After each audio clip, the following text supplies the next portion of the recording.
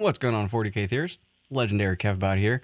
Welcome back to Theory Hammer, where in today's video, we're going to be taking another look at one of these World Eater detachments, one of these new ones, specifically Goretrack Onslaught. And dude, what a metal name. If I ever start a band, I'm naming it Goretrack Onslaught. I have this guitar back here. I should probably learn how to play this. Oh, it's a Guitar Hero guitar. Never mind. Anyway, if you guys like this video, then you know what to do about that. Also, there's a bell, I think. There's other videos, I think, or something like that. There's maybe another channel as well. But let's not waste any time here. I think this detachment rule is really, really awesome, and I want to get into it. So very quickly, let's just review the army rule and just get this video kicked off. Blessings of Corn. Start of the battle round. Roll 8d6. You can activate 2 blessings.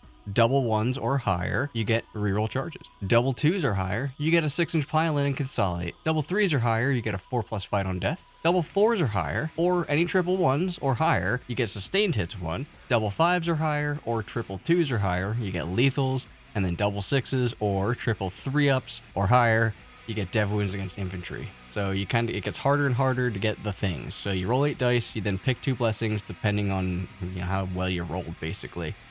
So that's what you get. That is your army rule. It's very nice. It gives you a lot of different options and allows you to do a whole lot of different things depending on how you roll. So you are at the mercy of the dice there. But usually you can kind of have access to a bunch of different things, like even getting dev wounds against infantry. A triple 3-up on 8d6, it's not that hard. So yeah, it's also not necessarily super easy. But yeah, 5 and below, those are all going to be good. So Unbridled Bloodlust is the first one, then Rage Fueled Invigoration, then Total Carnage, Martial Excellence, Warp Blades, and Decapitating Strikes. So that's our army rule. That's how that works. Next, let's go over the units real quick, refresh our memory from the last video, and then we'll take a look at the detachment, the enhancements, all that, see what kind of fits in here. And we'll start up with the characters like we have been doing in these more recent videos here, and we'll just start this one up with Angry Ron. He moves 14 with toughness 11. He's got a 2-up, 4-up with 16 wounds. He's got 8 attacks at strength 14, AP 3, D6 plus 2 damage with dev wounds, or he's got 16 attacks at strength 7, AP 2, damage 2 with dev wounds. He comes back to life with 8 wounds. That's if you roll triple 6s on your blessing roll. You can use that instead of activating blessing, just comes back to life. He's got abilities as well. One of them is that he can reroll 6 of the blessing dice. The other one is that he's got a 6-inch aura that keeps people in combat, maybe if they fail a battle shock test. The last one is the 6-inch aura of ignores modifiers to movement, like all kinds of movements and weapon skill and hits in combat. He's 380 points. I'm mentioning him because I feel like it'd be wrong not to, but he's not that great. Next one up here is Karn. Karn moves 8 inches. He's got 8 attacks at 7, 2, 3. Hell yeah, Karn, get it. He rerolls hits and wounds of 1 for his whole unit. So as long as he's with a unit, it's 8 attacks at 7, 2, 3, rerolling 1s to hit, rerolling 1s to wound, probably with sustained hits. He also comes back to life on a 2+ with 3 wounds. He can sometimes destroy guys in his own unit, and he's 85 points. So nice, awesome stuff. Then you have Invocatus here, Lord Invocatus. He moves 10, toughness 6 with 8 wounds. He's got a 3-up and a 4-up invuln. He's got 7 attacks. Oh, also, Karn has a 4-up invuln as well. But yeah, 7 attacks at strength 6, AP 2, 2 damage with dev wounds, and then 4 attacks at strength 6, AP 1, 2 damage with lance. He gives his unit deep strike, and they can move through walls and models and stuff. He has scout 6 inches, he's 110 points, and yeah, he attaches to Eightbound and to the Corn Berserkers. So you can be given Corn Berserkers deep strike there. You then have the Juggernaut Lord. I'll probably just call him a Juggernaut Lord here. Moves 10 with toughness 6, 7 wounds, and a 3-up, 4-up. So very similar to the Lord Invocatus, but just 1 less wound. He also has 7 attacks, but they're only AP 1. I don't know if that was on purpose or what, but strength 6, AP 1, damage 2. And then he's got 4 extra attacks at strength 6, AP 1, damage 2 with lance. So, yeah. And also for Invocatus and the Juggernaut Lord, his extra attacks, they hit on 3s. Everything else hits on 2s, but those hit on 3s. But yeah, the Juggernaut Lord, he gives his unit a 10-inch move, and they can move through terrain. He's 90 points, so he's definitely cheap for his stat line, and he also can attach to Eightbound and Corn Berserkers. And I think he's especially interesting on Corn Berserkers because he gives them a 10-inch move, and that's awesome. Next, you got the Master of Possession. Same stat line, but moves 8 inches. So he got 4 wounds, toughness 4, 3-up save, no invuln. He rerolls hits and he rerolls wounds versus characters, and if you destroy a character, you gain a CP. He lets his unit reroll advances and surge moves, and in combat, he's got 5 attacks at 7, 2, 2 with dev wounds and precision. He's only 60 points now. He only attaches to Corn Berserkers, and he lost fights first, but he's only 60 points now. So that is just a really, really good unit there. You're going to want to take Masters of Executions for sure. Then you got the Prince on foot. 200 points, so very expensive. T10 with 12 wounds with a 2-up, 4-up. He's got a 12-inch aura that discounts stratagems by 1 CP. He's a lone op within 3 inches of infantry. He has dev wounds on the charge. And then he's got 8 attacks at strength 8, AP 2, 3 damage, or 16 attacks at strength 6, AP 1, 1 damage. So he's fine. He's fine. He's one of the least important characters. Anyway, the Slaughterbound guy's next. He's got 6 wounds with toughness 6 with a 3-up, 5-up. 10-inch move, 6 attacks at strength 8, AP 2, 2 damage. He's 85 points. And then once per game, he has 3 extra attacks and does dev wounds. So that's pretty good. He can, you know, get in there, do dev wounds, and hurt people. He also brings back a model to his unit every command phase. So that's just what he does. He's basically like an apothecary somehow. A very, very angry apothecary with dev wounds and tons of attacks at strength 8 and AP 2. So that's what the Slaughterbound guy is. Then for the regular stuff, we have the regular 8-bound. They have a 10-inch move. They're toughness 6 with 3 wounds. They have a 3-up, 5-up. They should have 4 wounds, dude, for their point cost. They have a scout 6 inches. They have a 6-inch aura of +1 to hit targets that are not monsters and vehicles. And then if they are under half, you're +1 to wound them, as long as they're not monsters and vehicles. Each one of them has 5 attacks at 8/2/2, hitting on 3s or 2s if they're hitting a non-vehicle or monster. They come in units of 3 to 6 for 150 or 300 points. And that's the regular 8-bound. I really like them. I think they're a little bit too expensive, or they need at least an extra wound, maybe. If they can't get a 6-up Feel No Pain anymore, they probably need an extra wound for their point cost. Then you got your exalted 8-bound, same stat line. So 10-inch move, T6, 3 wounds, 3-up, 5-up. These guys have Deep Strike instead of having Scout. Their ability is that monsters and vehicles have to take desperate escape tests from them, which is weird. And they have 4 attacks at strength 8, AP 3, 2 damage. Anti-monster and vehicle 3+. They're also hitting on 3s. You know, they're not getting pluses to hit there. They also come in 3 to 6 man units for 160 or 320 points. There you go. Then we got the Corn Berserkers. I think these are pretty good. They're very good. They have an 8-inch move, but they're otherwise the same. They're a marine body. Their surge move is D6 plus 2 inches, and it can get them into combat. So after an enemy unit's done shooting, they can surge move. They have 4 attacks each at strength 4, AP 1, damage 1, and then for every 5, they can take basically a power fist. It's 3 attacks at strength 8, AP 2, 2 damage. They have big units, though, 10 to 20 mans for 180 or 360 points, which is interesting, because when you attach characters and stuff to them, that's pretty cool. Those characters have a lot of extra wounds, and some of those characters allow them to move faster and move through terrain and stuff, which they can already do, but that's just cool. Corn Berserkers, so that's what they do. Then we have the Terminator, 7-inch move with a Terminator profile. They reroll hits versus the closest shooting target, and then they reroll charges versus the closest charge target. I don't know why that's there. They get that from their army rule, so that shouldn't exist, but it does. I don't know why I'm including these. They're 185 points, and I'm going to move on to Jackals. They're 65 points. They're basically cultists. They give you sticky objectives, and they're okay in combat for a skirmish unit. Not great, not the worst unit ever, but not great. Then you got the Goreongers. They're 8-man infiltrator units for 85 points with a 9-inch move and a reactive move of D6 inches. And they have Lance, so they can charge into combat and also skirmish kind of well. Then we got the Spawn for 80 points. They have a 5-up Feel No Pain with a 10-inch move, so they're very fast. They have Scout 8 inches, so extra super fast. And they're just good for doing actions early, for screening. They're cheap. They're nice. They're nice to have. I think that they're good for their points. Then for our vehicles, so now we're getting into some interesting stuff. The Defiler, which is the least interesting, it moves 10 inches. It's got a bunch of guns that gained better rapid fire, like the las cannon gains rapid fire 1, the heavy bolter has rapid fire 2, its main cannon gained rapid fire 3, and then it can shoot or charge a unit that's set up on the battlefield at the end of your opponent's movement phase. So it can do some weird reactive things if your opponent gets too close to you, if they disembark from a transport, or have a deep strike within 6 inches ability. This thing can just charge them. That's pretty cool. Or if they deep strike within 9 inches, this thing can just charge them. It's cool stuff. It's cool stuff. It's just not great. It's 180 points. So, but I think worth including because I feel like maybe it's okay.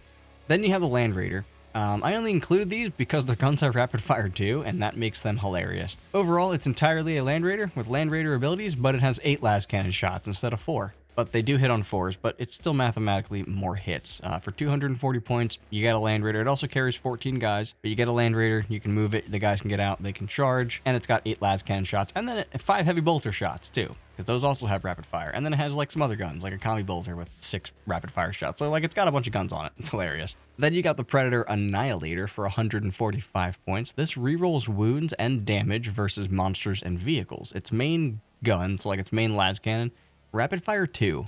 So 5 shots total from this thing within 24 inches. It also hits on 4s though. I'm not super amazed by this one, honestly. It's great. I don't know. Something about it I don't like. But the Predator Destructor, that's also 145 points. This thing gives suppression to a unit, so like -1 for that unit to hit when it comes to their turn to do stuff. Whenever it shoots something. So you pick a unit, it's -1 to hit. Its main gun has rapid fire 6. Bro, that's 10 shots at strength 9, AP 1, damage 3. Just the volume of fire is nuts. Then its heavy bolters have rapid fire 2. So that's 10 more shots. As long as you're within 18 inches, this thing has 20 fucking shots, hitting on 4s, but I mean, it's 20 fucking shots. And if you're rolling 20 shots 3 times for like 3 turns in a row, yeah, it's gonna kill stuff. But then you got the Forge Fiend up next. He moves 10 inches. He's 150 points. His guns also have rapid fire. The autocannon is rapid fire 4.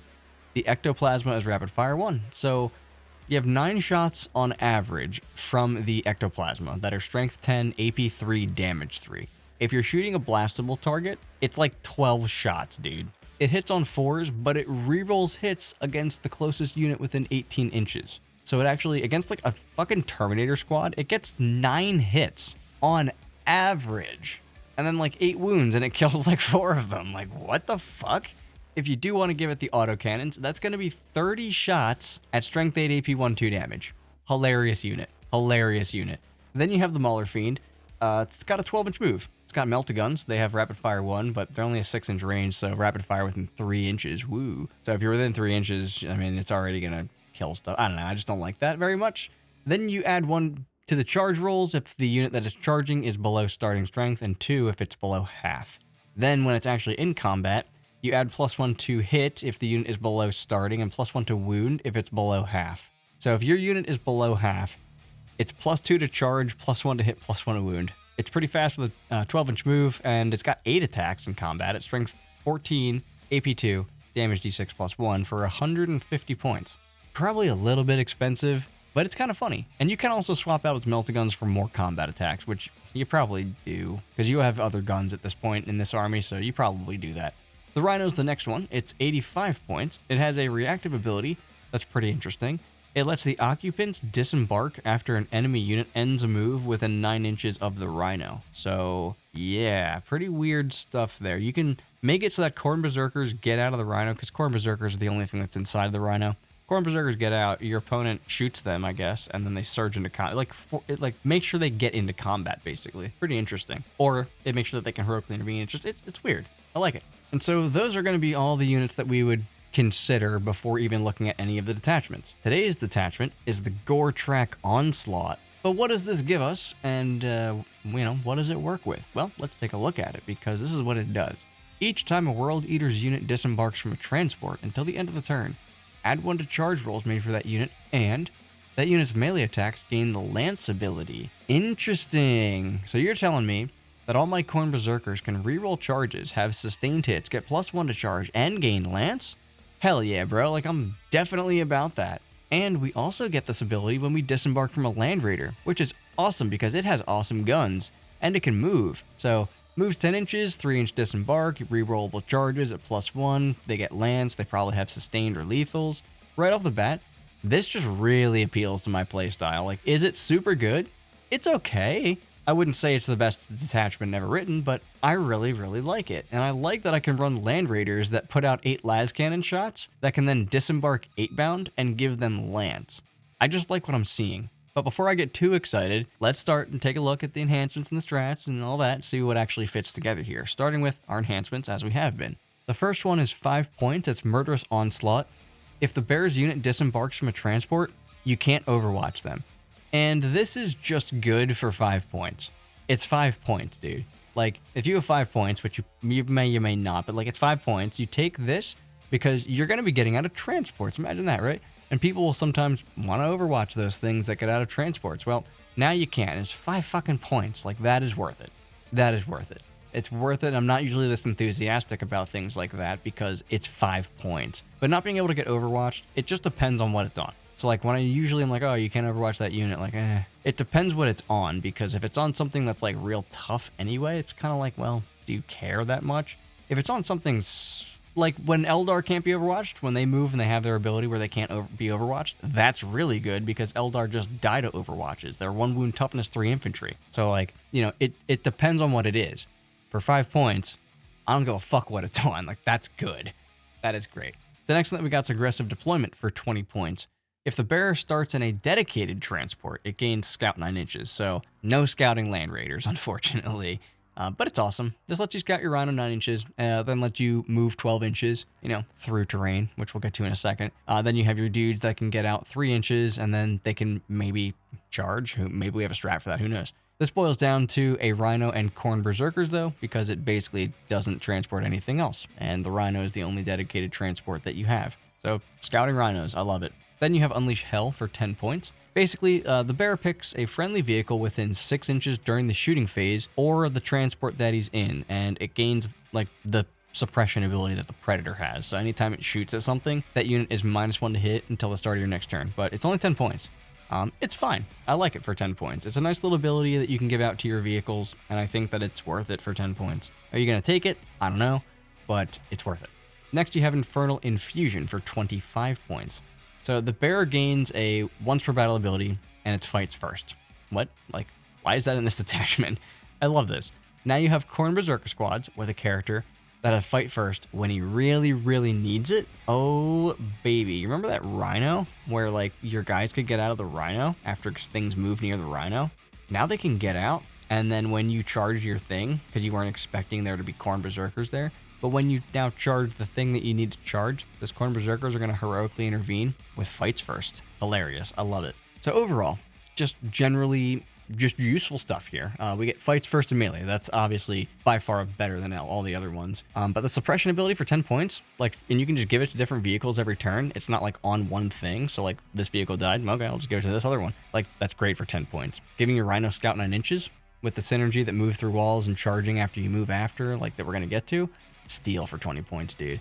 It just allows you to shove 20 Berserkers into someone's face on turn 1 for 20 points. And I love that. And then you have the 5-point one where you can't be overwatched. Like, that's so good for 5 points. That's less than a point per model. No, that's actually less than a half of a point per model, because you'd have a 10-man unit at minimum plus the character. So it's 11 guys. So it's literally less than half a point per model. They just can't be overwatched anytime they disembark from a transport. That is so good. But like, it'd be really cool? Because normally when you have transports, you get guys out of your transport and then they charge into something, and then the next, they're there, and then your opponent shoots them and they die, and then you're not getting them out of a transport a second time. It'd be really crazy if we had a strat that allowed us to jump back inside of a transport like Eldar, because then I could jump out of the transport again, not get overwatched, just like Eldar, and charge into another unit, and then, yeah, that sounds pretty cool. So we have really good enhancements and a really cool detachment rule. You couple that with the army rule, it's starting to look pretty fun and interesting to me. So let's put it all together with the strats here, starting up with Endless Pursuit of Violence for 1 CP. This is at the end of the fight phase. You pick a transport and an infantry unit. Wait, is this a get back inside transport ability? It sure fucking is. If that unit is within 6 inches, they can just get back inside. Okay, so what? That is so fucking good. This has no restriction. You can be in engagement range when you do this. So in that example where we scouted up a Rhino that busted through a wall and then guys got out and charged, we can also get back inside that Rhino, or maybe even better, a Land Raider with 8-bound inside. That Land Raider dude, 8 las cannon shots, that probably does damage to stuff. The dudes get out and they charge with rerolls. They get +1. They have Lance. They have sustained or lethals, and then they just jump back inside the Land Raider? Seems pretty good. Or you could have a Rhino behind a wall. You charge out of it, you destroy a unit, and then you just get guys back inside. Guys and gals, this is literally just Skyborn Sanctuary from Eldar. The only difference is that our Fire Dragons are Corn Berserkers or 8-bound, but the result is exactly the same. We just get back inside. Insane strat. It's 1 CP. Insane strat, dude. I love it. The next one that we have is Smash Through for 1 CP. You know what it is. Smash Through. You can guess. Movement phase only. You move through terrain. Raiders now move through terrain. Thank fucking God. That should just be built into their data sheet, but now they can just do it. Rhinos, move through terrain. It's just so nice. I love this. It just makes moving so much easier. It shortens the distance that you need to move with something. And it also pairs really well with the next one, which is Full Throttle Assault for 1 CP. This only goes on a Rhino, but you can charge after you disembark from the Rhino. Oh, yes. Like, we're looking at a 29-inch threat range here. More like 22 to 23 on average, because, 12-inch move, 3-inch disembark, 6 or 7-inch charge with a reroll, and then +1, so maybe it's like closer to 24. But yeah, like a reliable 24-inch charge from where they're starting here. So yeah, if you play against this detachment, make sure you screen and try to block their vehicles from being able to do this, because they cannot move through enemy models. I did skip this one. It is Aggressive Debarkation for 1 CP. This is also a movement phase thing for your Rhino only. You pick a Rhino that did not move. The guys inside can disembark within 6 inches and then can disembark into combat as well. It's interesting enough. Most Rhinos don't live long enough through combat, and they already have their ability where they can just disembark guys when an enemy unit ends within 9 inches of the Rhino. But I guess in cases where you get tagged and such, you can just disembark into combat. Seems kind of meh, honestly, but as I usually do say, perhaps I'm missing something there, but it seems meh. But the next one is Relenting Advance for 1 CP. Happens in your opponent's shooting phase just after a unit shot. You pick a vehicle that was hit by any of the attacks, and it just moves 6 inches. So yeah, you have a reactive move strat. It's going to be really good on a Land Raider or a Rhino. So basically the only transports in your army, but still move 6 inches, so you just get to an objective with a Land Raider, or you just move out of line of sight for anything else that was going to shoot the Land Raider or the Rhino for 1 CP. Not that it shouldn't be more, but like all of these strats are 1 CP. So that's what that does. I'm literally rubbing my face because I'm like, I cannot believe how crazy this nonsense is. The last one that we have is Fury Unleashed. It's 1 CP. Yeah, yet another one that goes on a Rhino. And this, so there's like 3 that hit Rhinos, right? But this happens after the opponent shoots at the Rhino. As long as it lives, your Corn Berserkers can get out, and then they can make a surge move. And I should note, you can't use Fury Unleashed and Relenting Advance on the same unit, because that would be hilarious. I'm going to move my Rhino up 6 inches. I'm going to get out my guys. I'm going to surge move. I'm going to then be in combat like 15 inches away somehow on your turn. So you can't do that. As long as it lives, the Berserker unit inside can get out and then make a surge move. So, disembark 3 inches, minimum 3-inch surge move. So it's rerollable with the Master of Possession, and on average, so with the Master of Possession, you're looking at like a 4, like a reliable 4, plus the 3 is 7, plus the disembark is 10. Yeah, this basically just means if you shoot my Rhino and don't destroy it, my guys are getting into combat, and that's awesome. So just some really, really fun stuff going on here. This detachment is really pulling on my nutsack. I really want to play this. I have most of the things I would need to play this. I can certainly proxy if I needed to, like Land Raiders and Rhinos and stuff, because who the fuck has World Eater Land Raiders? Like, but yeah, I mean, I have the models to do this, so I could mess around with this and play with this, which I'm gonna do right after making this video, actually. But those are all the strats. Those are all the enhancements. They're honestly all very strong. Get back into a transport after a unit fights. After your army that's combat units just murders an enemy unit, get back inside your transport. Nuts. Move through walls. Super duper useful. Makes moving way, way easier. Charge after the Rhino moves. It just makes it a Land Raider. So that's also super duper useful. You have a reactive move after being shot. Seems very useful. You have a reactive disembark surge move thing, and that's super useful. It's like a trapdoor spider type shit going on there. It's like, oh, you shot my Rhino, but now I'm in combat from 10 inches away with this unit of Berserkers. And you're like, what the fuck? And there has to be a bad one though, which is the get out within 6 inches and be within engagement range. So 83% of them are useful, and you're going to want to use them. And then for our enhancements, they're literally all good, top to bottom. Every single one of them are ones I would like to take.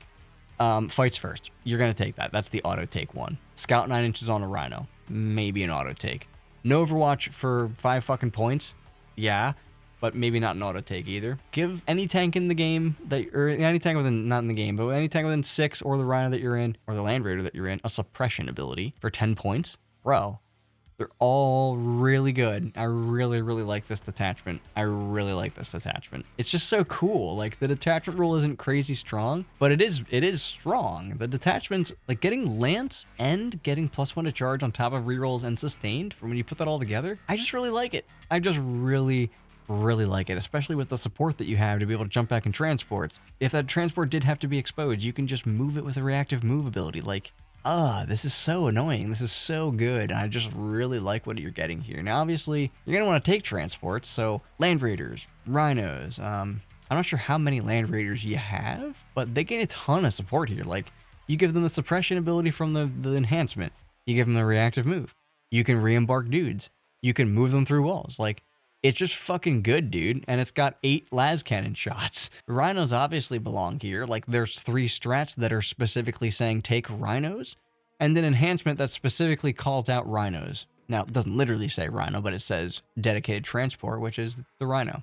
You can then turn them into cheap Land Raiders with full throttle assault. Use smash through to go through walls while doing so. Maybe give it Scout 9 with the enhancement, and then same as the Land Raider, you have your reactive move of 6 inches, and then you have a way to blood surge right out of the Rhino right into combat, and then you could hop back inside. Like, yeah, Rhinos are going to be here. Then for our detachment rule itself, like, how can you not like it when paired with Rhinos and Land Raiders and that you can charge out of? Like, you get Lance, you get +1 to charge on top of everything. And to break it down a little bit more, if we charge 6 regular 8-bound out of a Land Raider, that's 30 attacks at strength 8, AP2 2 damage with Lance, with sustained 1. We would get 30 hits against any non-vehicle. We'd be wounding on 2s, probably. And it would be like 25 wounds. Against a tank, though, we're only looking at like 20 hits, which is actually 25, and so like, we'll say 24 for easy math, which is only like 12 wounds to some sort of vehicle. Typical vehicle takes like 16 damage from that. But it lets your 8-bound just trapdoor spider out of a Land Raider, just kill something, jump back inside. And that unit is gonna kill something. Their ideal target isn't a vehicle, but just shoot 8 las cannon shots at it if it is. And then probably backed up with some Forge Fiends. Like, this is some nutty stuff here. Berserkers will also get a lot out of this detachment as well. Probably not as much from the Berserker Warband, but, you know, +1 attack, +2 strength, that's just great. Our Berserkers have a more reliable charge, which they probably don't need, I know, but we do have it at least. And then we have Lance, so it's 32 attacks on most of these units that are strength 4, AP1 with Lance, and sustained. And then you have 6 more attacks at strength 8, AP2, 2 damage with Lance, with sustained. So on average there, we can expect to miss with like 11 to like 21 hits, but then we'll get like 5 sustained. So between those, we're going to get like 27 hits. It's like 18 wounds at AP1 to a Marine unit, which is like 9 damage. So it kills like 5 Marines there. But then we'll have 5 hits from the Eviscerator things. It's probably like 4 wounds. That kills like another 3. So wipes out like 7 or 8-ish Marines. And then you have your character that'll swing and he'll just kill like half a unit by himself.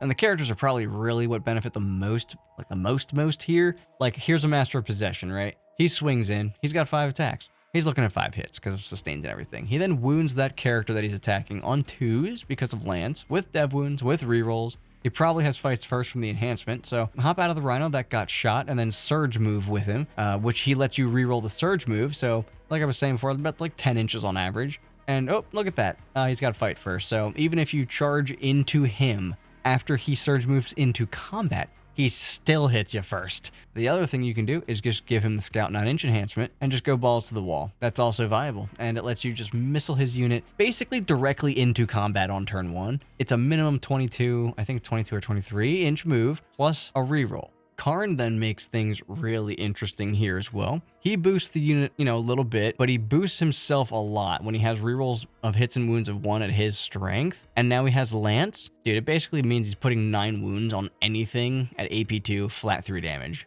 Anything that's not like a big vehicle. So don't let him anywhere near anything with a character, because Epic Challenge, it's basically just a delete button on the character. He's like, yo, Epic Challenge, I'm going to delete that now. Here's 9 wounds at AP2 and flat 3 damage. He'll delete whole units. Like, anything with 3 wounds, like, just whole units gone to Karn. Crazy. Like, he'll have a Terminator squad with that, dude. That's ridiculous. He literally forces, like, 9 wounds on a Terminator unit. He's like, yeah, 4 ups, bro. Hilarious. And then they punch down his unit, and the rest of them punch down the unit, punch down Karn. Karn gets back up with 3 wounds, and he's like, I'm back to hit you again. You might take Terminators here. I mean, I don't know. Giving them Lance is good, but I don't know. They're cheaper than 8-bound and more durable, so cheaper per model, that is. You're paying 35 points more for a unit of Terminators in total, but you're getting 5 guys instead of 3 there. Your Terminators have better stats. They have a 2-up save. They have a 4-up inbound. 5-man units are just nice. You know, they take up more space. You can charge more things. Like, the taking up more space kind of just covers what I mean there. And because you have 5 dudes that all have 3 wounds with a 2-up, 4-up, you're actually a lot more durable than 3 of the 8-bound.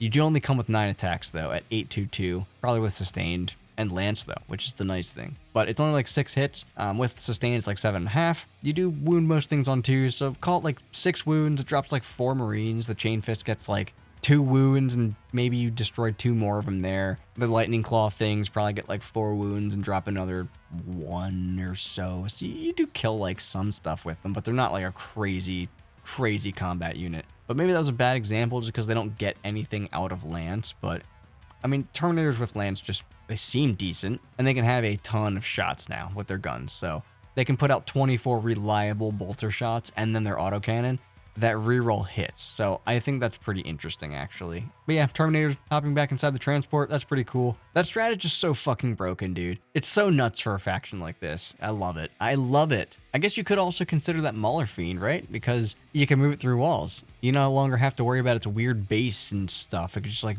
bust right through the wall. You can reactive move it. That's pretty cool. It does seem kind of annoying to deal with when it can like zoom through walls, but I couldn't not mention it with how much support it does get. Because I did, like I said in the other video, like I think it's a little overcosted, but in this detachment, it can just fly through walls and get right into combat with the like 8 attacks at 14, 2 d6 plus 1. That's pretty cool. So that's an option, but probably not one of your best.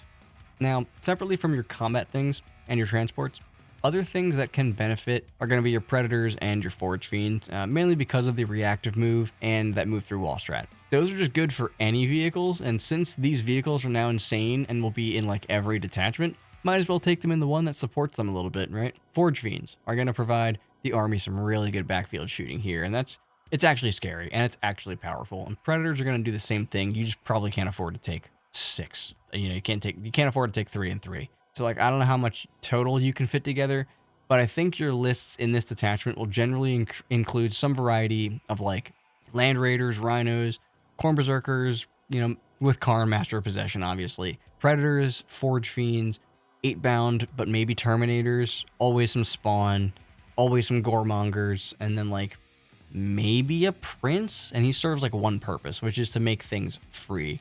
And I guess he does serve like a second purpose, which would be to like countercharge things to try to get into your backfield tanks if you are running those, which you probably are, but I don't know if he's really an auto-include. I wouldn't even call him an auto-include. I don't even know if you would really consider him. He's not like the one from Death Guard where he's just good, you know? Well, this guy is just good, but the Death Guard one's like, what the fuck good? So, and he's cheaper by 5 points. What is going on with Death Guard, dude? So, that's going to do it, though. I think that's probably what your list looks like. It's going to have some variation of those units if you're playing this detachment. You're not going to be able to fit all of them, but you probably have like Land Raiders, Rhinos with stuff inside, and then probably 3 Forge Fiends and some little Goremonger units or whatever, Jackal units in the backfield, 1 or 2 things like that. And that's probably your entire list. And so I think that pretty much sums up this video, sums up this detachment. If you guys think I missed anything, though, please let me know down below. Gorechild, that like and subscribe button, baby. Hit Nurgle's bell. Check out the other videos and the other channel and the OnlyFans. Check out, you know, all the things. Thanks for always watching, my fellow 40k theorists. You guys are honestly awesome. And I really appreciate you guys sticking to the end, which I don't think anybody does. I can look at the metrics, but I don't give a shit. So I don't. Anyway, blood for the blood god, skulls for the skull throne, theory hard. And I'll catch you in the next video.